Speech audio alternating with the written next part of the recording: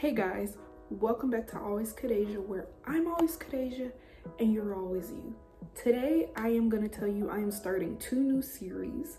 The first one is a dip into the past, and basically where I talk about my past experiences, because I think storytelling is really needed to help connect with you guys and just other people, to learn that you're not alone, but also too to just help you give advice on just how to get through it. And then the second one is a dating series, because I've dated for a while now, and I think it'll be great to try to get some advice as best as I can. So yeah, that's really it, and let's just get into this video. So how to advocate as an independent person. So I am going to break down this video into 3 chapters. The first one is simply giving you a story time about like me advocating for myself. Secondly, why am I saying independent? And thirdly, ways and tips you can be better. Let's talk about my story, because I always give you guys a story time to know that I know what I be talking about. Okay. So growing up, I did not advocate for myself at all. Like, I literally just let people run over me, and that was because I truly just did not really believe in myself, and I felt like I had to please others in order to, you know, be better, to just fit into society, I guess.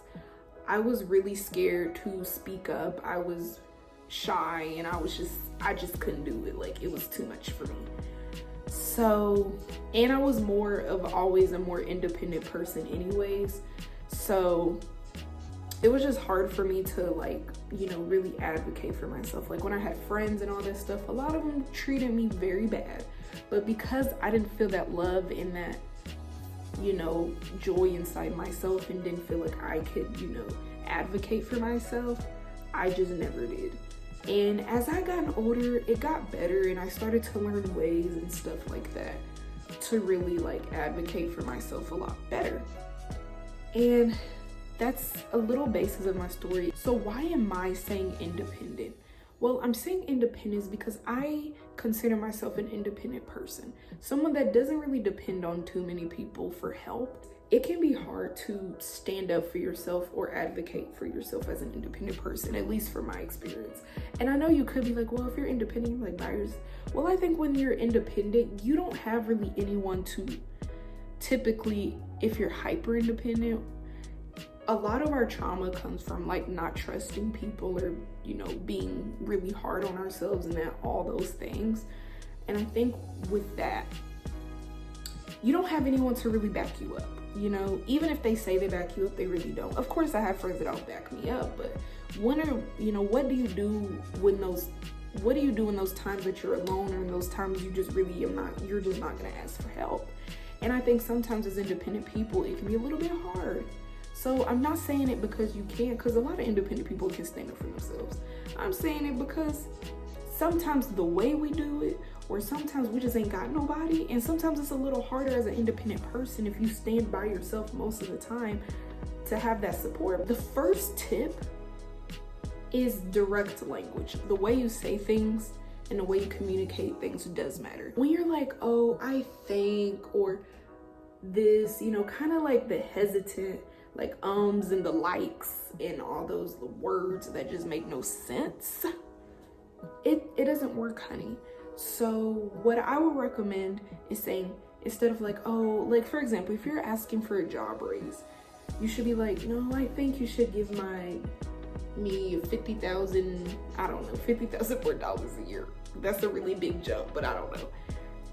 Instead, you should be like, I believe, or I should, or those things, that direct language to know you mean business and you're standing on your ground. Direct language is the I. The second little tip is recognize your strengths.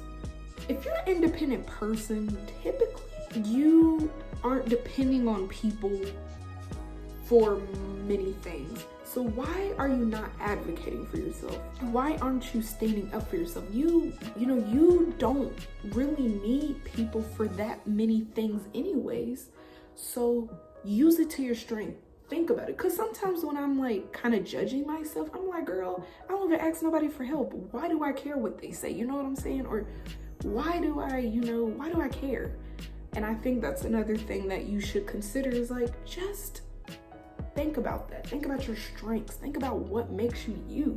If you're independent, girl, boy, whoever's watching this, you don't need nobody. Well, you do need people, but you know what I mean. Third one is correct misconceptions about you. Literally what I mean by this is people will say things about you, and an easy way to do that is, well, we're all figuring out who we are, but you know a basis of who you are.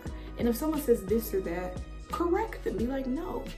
For example, people think some independent people are mean or they're stuck up, all these things, but not all independent people are like that. I've been told some things like that, and you correct them, advocate, be like, no, I just don't need your help.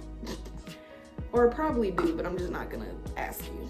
So yeah, I know it was a short, small video, but hopefully you enjoyed, and I will be back next week for another video. So thank you guys for watching. Bye. Love you.